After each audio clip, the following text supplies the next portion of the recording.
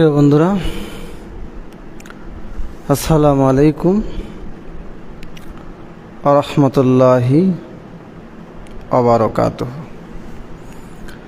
দেশ প্রবাস থেকে যে যেখান থেকে দেখছেন আমার লাইভটুকু, সবাইকে আন্তরিক মোবারকবাদ, সালাম, আসসালামু আলাইকুম ওয়া রাহমাতুল্লাহ।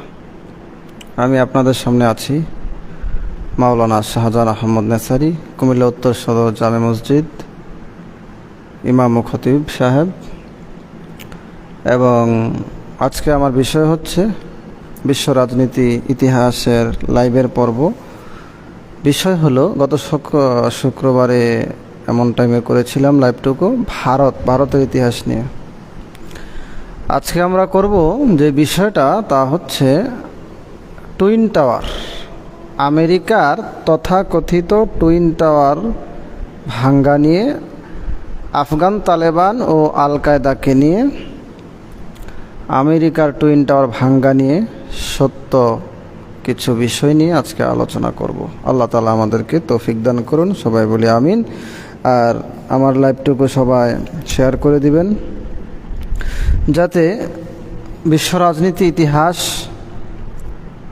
আলেম ওলামার মাধ্যমে সত্যটা বিশ্ববাসী দেশবাসী জানতে পারে। আমেরিকাতে 2001 সালে এটাকে 9/11 ঘটনা বলে। 2001 সালে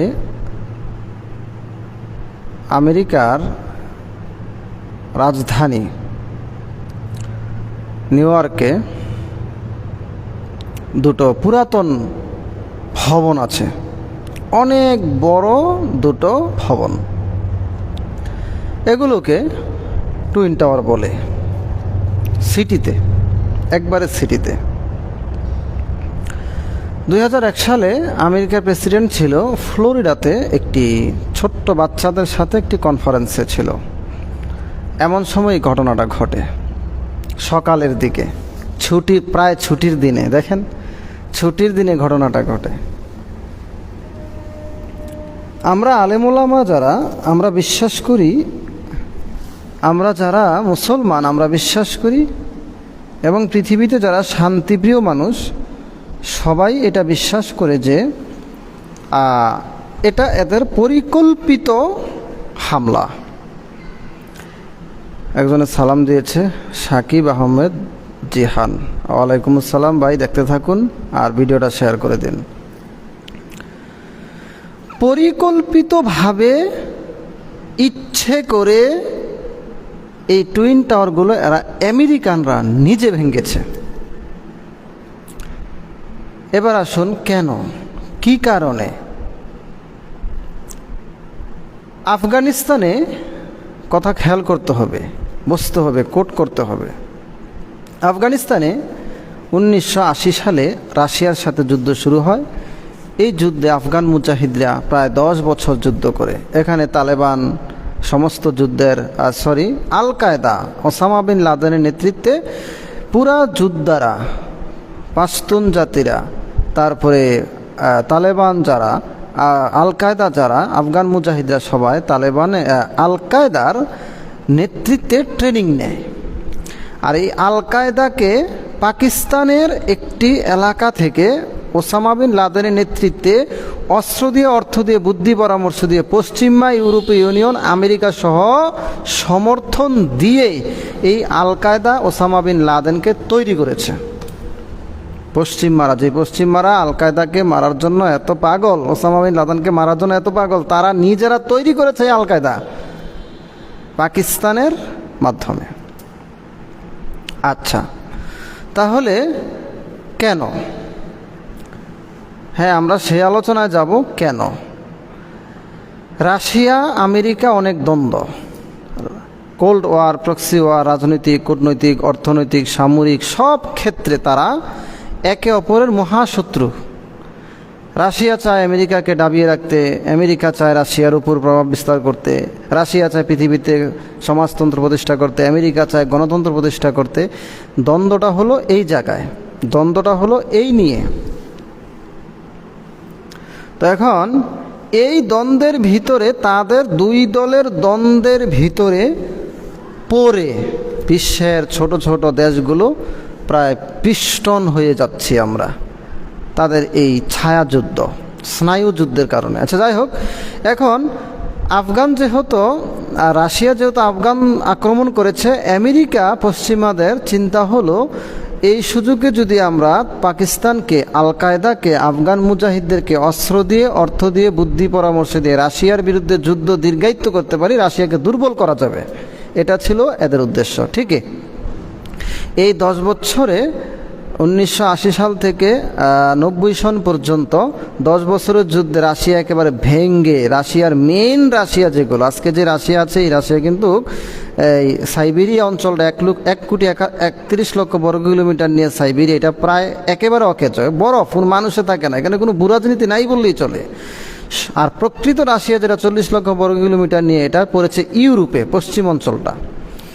কিন্তু কাজাকিস্তান, তুর্কমেনিস্তান, উজবেকিস্তান, তারপরে আজারবাইজান, আর্মেনিয়া, ক্রিমিয়া, তারপরে বেলারুশ, ইউক্রেন সহ এই 14টা দেশ রাশিয়া থেকে আলাদা স্বাধীন হয়েছে এই আফগান যুদ্ধের কারণে। আফগান যুদ্ধের সময় তারা সামরিকভাবে, রাজনৈতিকভাবে, অর্থনৈতিকভাবে রাশিয়া দুর্বল হয়ে পড়ে। এই সুযোগে 14টা দেশ স্বাধীনতা ঘোষণা করে। তার মানে পশ্চিমারা রাশিয়ার বিরুদ্ধে যা চেয়েছিল তা কিছুটা হয়েছে। পশ্চিমারা অর্থ অস্ত্র দিয়ে আল কায়দাকে, আফগান মুজাহিদদেরকে, তালেবানকে তৈরি করেছে, সমর্থন দিয়েছে। কারণ কি? রাশিয়াকে দুর্বল করা। যাক, কিছুটা হয়েছে। এখন আফগান যুদ্ধ শেষ হলো। শেষ হওয়ার পর 1990 সাল হতে হতে প্রায় 96 সাল পর্যন্ত চলে আসলো। আফগানিরা, মুজাহিদরা আবার ক্ষমতার দ্বন্দ্বে লিপ্ত হইল। একজন বলছে আমি রাষ্ট্রপ্রধান হব, আরেকজন বলছে আমি রাষ্ট্রপ্রধান হব। মানে যুদ্ধটা একভাবে হয় না, এক এক রাজ্যে এক এক কমান্ডারের নেতৃত্বে যুদ্ধ হয়েছে। এক এক কমান্ডার, মানে কাবুল যদি সকালে যেত এক দলের হাতে, বিকালে আবার আরেক দলের হাতে যেত। এই অবস্থার মধ্যে তারা সবাই কিন্তু আল কায়দার নেতৃত্বে তৈরি হয়েছিল, আল কায়দার থেকে প্রশিক্ষণ নিয়েছিল। আর আল কায়দা পরিচালনা হতো ওসামা বিন লাদেনের নেতৃত্বে। আর এটা তৈরি হয়েছে পাকিস্তানের ভূখণ্ড থেকে, আর সমর্থন দিয়েছে পাকিস্তান, পুরা পশ্চিমা দুনিয়া, আমেরিকা মিত্র শক্তিরা, ন্যাটো সহ, অস্ত্র, অর্থ, বুদ্ধি পরামর্শ দিয়ে। যাই হোক, হলো, যুদ্ধ শেষ হলো। এখন আবার আফগান মুজাহিদরা যুদ্ধে লিপ্ত, কি নিয়ে? ক্ষমতা নিয়ে।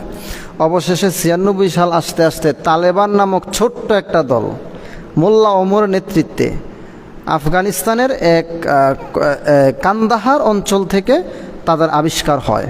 অল্প অল্প করে তারা একটা ছোট্ট রাজনীতি, একটা যোদ্ধাদল গঠন করার পর যখন শুনতে পারে এরা পশতুন জাতি এবং আলেমের নেতৃত্বে একটি দল গঠিত হয়েছে, তারা ইসলামী আইন চায়, তখন পাকিস্তানের, আফগানিস্তানের থাকা সীমান্তবর্তী এলাকা পশতুন জাতি, যারা তালেবান বংশোদ্ভূত, তালেবান যারা আজকে আছে তাদের বংশোদ্ভূত, এরা দৌড়ে গিয়ে তালেবানে যোগ দিতে লাগলো। তালেবানে যোগ দেওয়ার পরে তালেবানের দল ভারী হলো। এই তালেবানরা একের পর এক রাজ্য দখল করতে পুরা কাবুল দখল করে 96 সালের ভিতরে পুরা তালেবান সরকার ক্ষমতায় আসলো। পুরা তালেবান সরকার ক্ষমতায় আসার পর কি হলো? তারা ক্ষমতায় বসার পর কিনা বলে আপনার 1996 সাল থেকে প্রায় 2001 সাল পর্যন্ত 5 বছর তারা ক্ষমতা চালাচ্ছে। এমন সময় পৃথিবীতে একটা জঘন্য ঘটনা শুরু হলো, সূত্রপাত হলো। সেটা হলো এই আর্জেন্টিনার একটা তেল গ্যাস উত্তোলন কোম্পানি, বিলদার্স না যেন কি বলে, ওই কোম্পানি তুর্কমেনিস্তান থেকে একটি গ্যাসের চুক্তি করেছে। তুর্কমেনিস্তান গ্যাস খনির দেশ, এখানে সবগুলি দেশই তেল গ্যাসের দেশ। কাজাকিস্তান, তুর্কমেনিস্তান, এগুলো, উজবেকিস্তান, এগুলো তেল গ্যাস সম্পূর্ণ দেশ। তবে তুর্কমেনিস্তানে বেশি, আর এগুলো সব মুসলিম দেশ। Turkmenistan, Uzbekistan, Kazakhstan, Kyrgyzstan, Tajikistan, এগুলো সব এই রাশিয়া, চীন, আফগানিস্তান আর কাস্পিয়ান সাগরের মাঝখানে পড়েছে। এগুলো সব তেল সমৃদ্ধ দেশ, গ্যাস সমৃদ্ধ দেশ। এখন ওই বিলদার্স, আর্জেন্টিনার ওই তেল গ্যাস কোম্পানি বিলদার্স এসে তুর্কমেনিস্তানের সাথে চুক্তি করলো যে আপনার থেকে গ্যাস পাইপলাইনের মাধ্যমে কিনে নিয়ে আমরা চীনে, পাকিস্তানে, ভারতে, অন্য দেশে বিক্রি করব। কিভাবে নেব? তুর্কমেনিস্তান থেকে পাইপ দিয়ে সরাসরি আফগানিস্তান দিয়ে ভারতে যাবে, চীনে যাবে, পাকিস্তানে যাবে। এখন আফগানিস্তানে চলছে গণ্ডগোল, গৃহযুদ্ধ, ক্ষমতার দ্বন্দ্ব। অবশেষে তালেবান ক্ষমতায় আসলো। এবার তালেবানের নেতাদের সাথে ওই বিলদার্স গ্যাস তেল উত্তোলন কোম্পানি চুক্তি করলো। চুক্তি কি করলো? যে আপনার দেশ দিয়ে তুর্কমেনিস্তান থেকে গ্যাসের পাইপ যাবে, গ্যাসের পাইপ যাবে, আপনারা বছরে এত বিলিয়ন অথবা এত মিলিয়ন মার্কিন ডলার আপনারা পাবেন, শুধু আপনাদের দেশ দিয়ে গ্যাসের পাইপ যাবে, এই কারণে আপনারা নিরাপত্তা দিবেন। তালেবান রাজি হলো। এই মুহূর্তে একটা অঘটন ঘটলো। ঘটনাটা হলো এই বিলদার্স কোম্পানিকে শয়তান বুদ্ধি দিল একটা, মানে তাদের মনে একটা শয়তানি, মানে নিজেরই মরার চিন্তা হলো, আর একটা ভুল চিন্তা মাথায় চলে আসলো যে তুর্কমেনিস্তান, আফগানিস্তান, চীন, ভারত, পাকিস্তান, এই দেশগুলো এখানে অনেক দূর এবং শক্তিশালী। যদি ঝামেলা করে একা কুলাইতে পারবো না, তখন সে চিন্তা করলো যে আমরা একা কোম্পানি, এক কোম্পানি একার নেতৃত্বে এই কাজ পরিচালনা না করে আমরা পৃথিবীর বড় কোনো তেল গ্যাস উত্তোলন কোম্পানির সাথে আমরা শেয়ার করি, দুইজনে মিলে এটা করি। তখন তারা আমেরিকার তেল গ্যাস কোম্পানি আছে ইউনুকলের সাথে যোগাযোগ করলো। ইউনুকলের সাথে যোগাযোগ করার পর তখন ইউনিকল আসলো, দেখলো, বুঝলো, শেয়ারে রাজি হইল। অবশেষে কি হয়েছে জানেন? আর্জেন্টিনার কপাল খারাপ। ওদের মাথায় কোন শয়তান এই বুদ্ধি দিয়েছে, এই কুবুদ্ধির কারণে এরা নিজেরাই ঠকেছে। কেমন ঠকেছে, কি ঠকেছে? কিছুদিন পরে এই ইউনুকল, আমেরিকার, ওই যে বললাম না আমেরিকা পৃথিবীর সবচেয়ে নিকৃষ্ট, আমেরিকার ইতিহাসে আমি যাই নাই, আমি যাব, পরে বলবো, আপনারা খেয়াল মনোযোগ সহকারে শুনবেন। তো আজকে শুধু আফগানিস্তান, তালেবান আর টুইন টাওয়ার ভাঙ্গার কারণটা আমি বলছি। তো কি হলো, এই ইউনুকল তাদেরকে আনলো, বিলদার্স অংশীদার করলো ভালোর জন্য, ব্যবসা অংশীদার করলো। এই ইউনিকল করেছে কি, বিলদার্সকে বললো তোমরা এখান থেকে চলে যাও, আমেরিকার ক্ষমতা আসে, ক্ষমতার ভয় দেখিয়ে বললো এই তেল গ্যাস সঞ্চালন, বিক্রি, তুর্কমেনিস্তান থেকে নেওয়া এটা আমরা একা করব। বিলদার্সকে বললো তোমরা এখান থেকে চলে যাও। চিন্তা করেন, বিলদার্স ইউনিকলকে, আমেরিকান কোম্পানিকে এনেছে, সুক্রিয়া না জানিয়ে, অংশী না থেকে এরা এখন একা এই ক্ষমতা নিতে চায়, একা এই দখল করতে চায়, একাই ব্যবসা করতে চায়, আর বিলদার্সকে বলছে তোমরা এখান থেকে চলে যাও। কত বড় বেঈমান, চিন্তা করেন। যাই হোক, তাহলে এখানে ভুলটা হলো এই বিলদার্সের। কেন আমেরিকা গেল? ভারত, পাকিস্তান, চায়না, এদিকে কত তেল গ্যাস কোম্পানি আছে, এগুলোর সাথে যোগাযোগ করতো, তাহলে ভালো হইতো। সে করেছে কি, আমেরিকা গিয়েছে। আমেরিকা যাওয়ার পর আমেরিকার ইউনিকল এসে সব দেখে বিলদার্সকে বলতেছে যাও, তোমার কাজ শেষ। এবার বিলদার্স বলতেছে যে না, কখনো না, আমরা যাব কেন, যাব না। তখন আমেরিকার সন্ত্রাসীরা, শাসকরা, সন্ত্রাসী বলি আমি, শাসক বলি না, এই টেরোরিস্টটা এরা করেছে কি, সরাসরি আফগানিস্তানে এসেছে, এসে তালেবান সরকারের সাথে একটা বোঝাপড়া করতে চায়, একটা আলোচনা করতে চায়। এরকম আলোচনা করতেছে যে বিলদার্স যে চুক্তি করেছে তোমাদের উপর দিয়ে তেল গ্যাস কোম্পানির পাইপলাইন নিয়ে যাবে, তোমরা এটা রাজি হইও না, আমরা নেব, তোমরা অনুমোদন দিও না। আমেরিকাকে অনুমোদন দাও, তাদেরকে অনুমোদন দিও না, আর্জেন্টিনাকে অনুমোদন দিও না। তালেবান বলতেছে না, অসম্ভব কথা, বিলদার্সের সাথে, আর্জেন্টিনার কোম্পানির সাথে আমাদের চুক্তি হয়ে গিয়েছে, কথা হয়ে গিয়েছে, আমরা কিভাবে আপনাদের কথা রাখবো। তখন আমেরিকা বলল আমাদের চুক্তি হুকুম মানো, প্রস্তাব মানো, না হয় মৃত্যুর জন্য প্রস্তুত হও। দেখেন টুইন টাওয়ার ভাঙ্গার ঘটনা আসতেছে, চিন্তা করে না বল। চেপে রাখা ইতিহাস, ইউরোপীয় ভারতীয় মিডিয়া যা প্রচার করেছে আফগান, তালেবান, আল কায়দা সম্পর্কে সব মিথ্যা। এই আল কায়দাকে তৈরি করেছে আমেরিকা, ইউরোপ। এখন আবার এদেরকে মারতে চায় কেন? মিথ্যা অপবাদ দিয়ে। তালেবানকেও সমর্থন করেছিল এরা, এখন মারতে চেয়েছিল কেন? মিথ্যা অপবাদ দিয়ে। দেখেন, তারপরে তালেবান বলতেছে যে না, আমরা চুক্তি যার সাথে করেছি তার সাথে আমরা কাজ করব, আপনাদের সাথে না। ঠিক তখন আমেরিকা সিদ্ধান্ত নিল যে ঠিক আছে, একটা ভুল তথ্য পৃথিবীর মধ্যে প্রচার করে, একটি মিথ্যা অপবাদ দিয়ে, মিথ্যা অপবাদ সাজিয়ে নিজে লস করে হলো আফগানিস্তানে আক্রমণের ব্যবস্থা করতে হবে। এই জন্য টুইন টাওয়ার নিজে আমেরিকানরা নিজে নিজে স্বেচ্ছায় সজ্ঞানে স্বদেশী 2টা টুইন টাওয়ার এরা নিজেরা ভেঙ্গেছে। তারপরে দোষ চাপাইল কার উপর?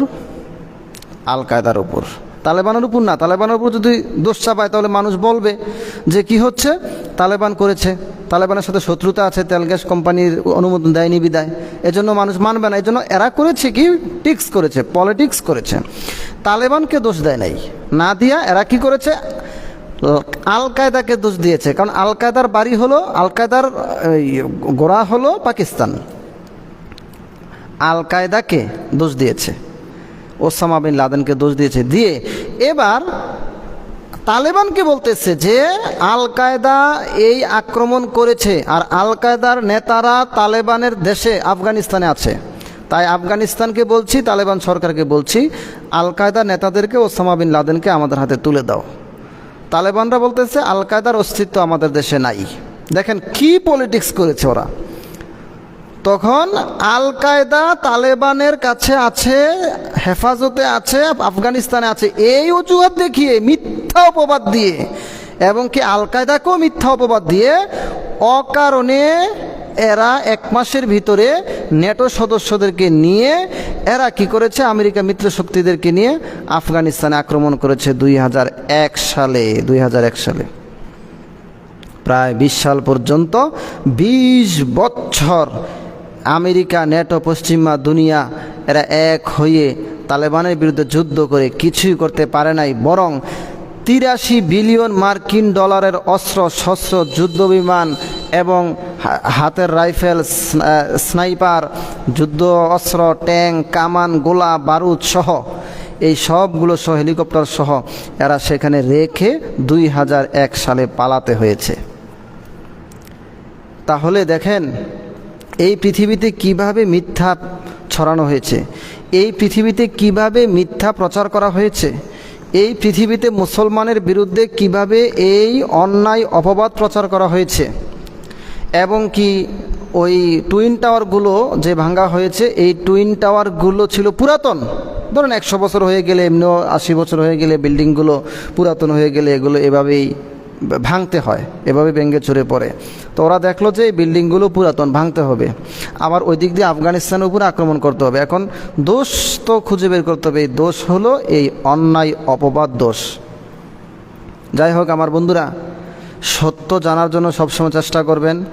এই আমেরিকা পৃথিবীর সবচাইতে বড় সন্ত্রাসী, খুনি, হত্যাকারী, তারপরে ভূ রাজনীতির মাধ্যমে পুরো আফ্রিকা মহাদেশকে ধ্বংস করে রেখেছে, আরবকে ধ্বংস করে রেখেছে।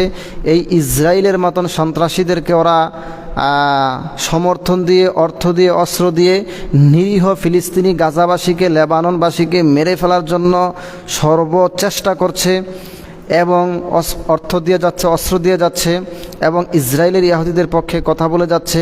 এবং এই আরব ভূখণ্ডে ইসরায়েলকে রাখার জন্য এরার উদ্দেশ্য একটাই, আরবকে উত্তেজিত করে রাখা, আর মুসলিম বিশ্বকে প্রশ্নবিদ্ধ করে রাখা, এবং তেল সমৃদ্ধ আরব ভূখণ্ডকে একটি রাজনৈতিক আওতায় রাখা, একটি ভূ রাজনৈতিক আওতায় রাখা এবং দুর্বল করে রাখা। এটাই হচ্ছে ইউরোপ আমেরিকার কাজ।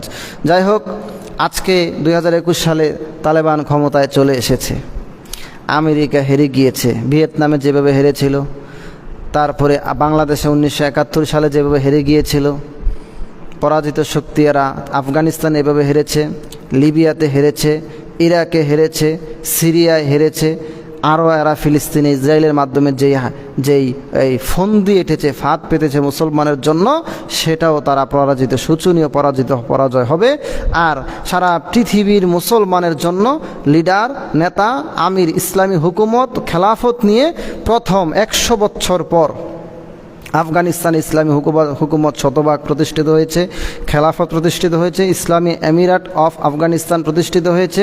সেখানে ইসলামের আইনে সব চলছে, সেখানে রাজনৈতিক অস্থিরতা দূর হচ্ছে, যুদ্ধ বিধ্বস্ততা দূর হচ্ছে, তারা জেগে উঠছে, অর্থনৈতিক, রাজনৈতিক, কূটনৈতিক, সামরিক, প্রযুক্তিগতভাবে এরা এগিয়ে যাচ্ছে, এবং সুপার কার বের করে ফেলেছে। এরা সদস্যগুলো উচ্চশিক্ষিত, এদের সাথে চীন আছে, রাশিয়া আছে, পাকিস্তান আছে, কৌশলগতভাবে ইরান আছে, তুরস্ক আছে, কাতার আছে, প্রকৃত দেশ যেগুলো এগুলো আছে এবং এদের সহায়তায় এরা এগিয়ে যাচ্ছে ইনশাল্লাহ। প্রায় 1,00,00,000,000,000 বিলিয়ন মানে 1,000 ট্রিলিয়ন মার্কিন ডলার সমপরিমাণ তেল, গ্যাস, লিথিয়াম এই আফগানিস্তানে আছে। লিথিয়াম আছে, তেল আছে, গ্যাস আছে, ইউরেনিয়াম আছে, আর অন্যান্য খনিজ সম্পদ আছে। এগুলো এরা চীনের কাছে, রাশিয়ার কাছে, পাকিস্তানের কাছে, ইরানের কাছে, তুরস্কের কাছে, বিভিন্ন দেশের কাছে বিক্রি করছে। বিক্রি করে এরা অর্থ আনবে এবং কি আরও আশ্চর্য, এরা অর্থনৈতিকভাবে এগিয়ে গিয়েছে। আমেরিকার ডলারকেও নাকি এরা পার করে দিয়েছে। অর্থনৈতিকভাবে এরা এত চাঙ্গা হয়েছে কিভাবে? যাই হোক, রাজনৈতিক অর্থনৈতিক বিষয়গুলো নিয়ে, ভূগোল নিয়ে আমি প্রত্যেক শুক্রবারে সকাল 11টার দিকে কাছাকাছি একটু আগে পরে আলোচনা করে থাকি। এটা জেনারেল বিষয়, সবাই একটু খেয়াল রাখবেন, আমার ভিডিওটা লাইভ করবেন এবং দোয়া চাই, সবার সমর্থন চাই এবং সবার দৃষ্টি কামনা করছি, দৃষ্টি আকর্ষণ করছি যাতে আমি এগিয়ে যেতে পারি। বিশ্ব রাজনীতি, ভূ রাজনীতি, ইতিহাস নিয়ে বলে যাব এবং প্রত্যেক শুক্রবারে আবার এই তো জুমার মসজিদে বসে আলোচনা করছি। 1-2 ঘন্টা পরে আবার মসজিদে জুমার আলোচনা শুরু হবে, সেগুলিও ধারাবাহিকভাবে দেই। আমি দেশ নিয়ে, সংস্কার নিয়েও আলোচনা করে থাকি। আমি আবারও বলছি, দেশে কোনো রাজনৈতিক দলের বাড়িঘরে আগুন দেওয়া, কোনো মাজারে ভাঙচুর করা, দেশের অস্থিরতা পরিবেশ হয় এমন কোনো কার্যক্রম করা থেকে সবাই দূরে থাকুন, সবাই ঘরে থাকুন, সরকারকে সহযোগিতা করুন। রাজনৈতিক দলগুলো বলছি, এখন রাজনীতির সময় না, রাজনীতির ইস্তেহার মানে নির্বাচনের ঘোষণা হোক, ঠিক তখন নির্বাচন আসলে আপনারা নির্বাচনের সময় রাজনীতি করেন। এখন নিরপেক্ষ অবস্থান থেকে সবাই সরকারকে সহযোগিতা করুন, মানুষকে সহযোগিতা করুন। রাজনৈতিক দলগুলো একে অপরের প্রতি সহানুভূতি হন, হিংস্র মনোভাব দূর করেন এবং একে অপরকে ভালোবাসুন এবং নিজেদের মধ্যে যেই কিনা বলে নিজেদের ভিতরে যেই একটা দ্বন্দ্ব দেখা যাচ্ছে, প্রতিহিংসা দেখা যাচ্ছে, এগুলো যেন না থাকে। আর কিনা বলে সরকারকে নিয়ে, সরকারকে সুযোগ দেন, বুদ্ধি দেন, পরামর্শ দেন। সমালোচনা এবং তাদের বিরুদ্ধে আক্রমণাত্মক কথা বললে এদের মন ভেঙে যাবে। মন ভাঙলে কেউ কাজ করতে পারে নাকি? এদেরকে কি করলে ভালো হয় ওই বুদ্ধিটা দেন, মানে মারাত্মক আক্রমণাত্মক কোনো সমালোচনা কেউ করবেন না। যাই হোক, আল্লাহ তাআলা আমাদেরকে কবুল করুন সবাই।